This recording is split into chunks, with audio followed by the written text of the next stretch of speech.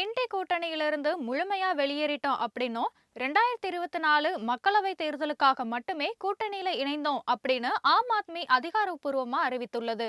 மேலும் பாஜக காங்கிரஸ் இடையே ரகசிய ஒப்பந்தம் இருப்பதாகவும் குற்றம் சாட்டியிருக்குது. ஆம் ஆத்மி கட்சியோட இந்த திடீர் அறிவிப்பு இண்டி கூட்டணி கட்சி தலைவர்களிடையே பெரிய அதிர்ச்சியை ஏற்படுத்தியிருக்கு. பகல்காம் தாக்குதல் பத்தி விவாதிக்க நாடாளுமன்ற சிறப்பு கூட்டத்தை கூட்டணும் அப்படின்னு இண்டி கூட்டணியில உள்ள எதிர்க்கட்சி தலைவர்கள் மத்திய அரசுக்கு தொடர்ந்து வலியுறுத்தி வர்றாங்க. இது தொடர்பாக இண்டி கூட்டணியில் உள்ள 16 கட்சிகள் பிரதமருக்கு கடிதம் எழுதினது. ஆனா ஏற்கனவே திட்டமிட்டபடியே பார்லிமெண்ட் கூட்டத்தொடர் நடைபெறும், அதுக்கு முன்னதாகவே கூட்டத்தொடர் கூடாது அப்படின்னு எதிர்க்கட்சிகளோட வலியுறுத்தல மத்திய அரசு நிராகரிச்சிடுச்சு.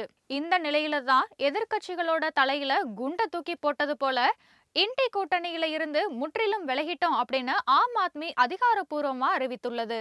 இது குறித்து அந்த கட்சியோட ஊடக பொறுப்பாளர் அனுராக் தண்டா வெளியிட்டுள்ள சமூக வலைதள பதிவுல, திரைக்கு பின்னாலதான் பாஜக காங்கிரஸ் இடையே கூட்டணி உள்ளது அப்படின்னும், பிரதமர் மோடிக்கு அரசியல் ரீதியா நன்மை பயக்கும் விஷயங்களை மட்டுமே ராகுல் காந்தி செய்யறாரு அப்படின்னு விமர்சனம் பண்ணிருக்காரு. அதற்கு பதிலாக தான் ராகுல் காந்தி சோனியா குடும்பங்களை சிறைக்கு செல்வதில் இருந்து மத்திய அரசு காப்பாற்றுறது அப்படின்னு அவரு விமர்சனம் பண்ணிருக்காரு.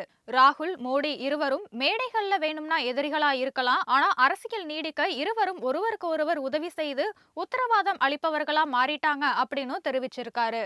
காங்கிரஸோட பலவீனமான அரசியல் பாஜகவை அதிகார பலம் செய்ய வைக்குது அப்படின்னும், அதே நேரத்துல பார்த்தோம்னா பாஜக ஆட்சி காங்கிரஸ் கட்சியோட ஊழலை மறைக்குது அப்படின்னும் ஆம் ஆத்மி குற்றம் சாட்டியிருக்கு. ஆம் ஆத்மி கட்சியோட இந்த திடீர் அறிவிப்பு இண்டி கூட்டணி கட்சி தலைவர்களிடையே பெரிய அதிர்ச்சியை ஏற்படுத்தியிருக்கு.